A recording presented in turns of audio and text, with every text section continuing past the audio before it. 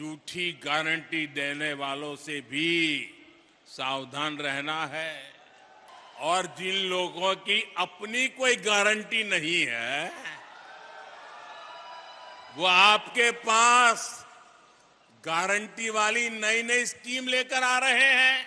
जब वो मुफ्त बिजली की गारंटी देते हैं तो इसका मतलब है कि वो बिजली के दाम बढ़ाने वाले हैं। जब वो मुफ्त सफर की गारंटी देते हैं तो इसका मतलब है कि उस राज्य की यातायात व्यवस्था बर्बाद होने वाली है। जब वो पेंशन बढ़ाने की गारंटी देते हैं तो उसका मतलब है कि उस राज्य में कर्मचारियों को समय पर वेतन भी नहीं मिल पाएगा। कांग्रेस जैसे दलों की गारंटी का मतलब नियत में खोट और गरीब पर चोट, यही है उनके खेल। वो 70 सालों में गरीब को भरपेट भोजन देने की गारंटी नहीं दे सके, लेकिन ये प्रधानमंत्री गरीब कल्याण योजना से 80 करोड़ से ज्यादा लोगों को मुफ्त राशन की गारंटी मिली है, मुफ्त राशन मिल रहा है। वो 70 सालों में गरीब को महंगे इलाज से छुटकारा दिलाने की गारंटी नहीं दे सके, लेकिन आयुष्मान योजना से 50 करोड़ लाभार्थियों को स्वास्थ्य बीमा की गारंटी मिली है।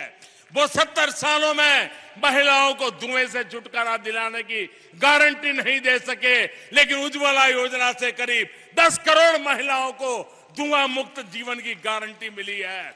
वो 70 सालों में गरीब को पैरों पर खड़ा करने की गारंटी नहीं दे सके, लेकिन मुद्रा योजना से 8.5 करोड़ लोगों को सम्मान से स्वरोजगार की गारंटी मिली है।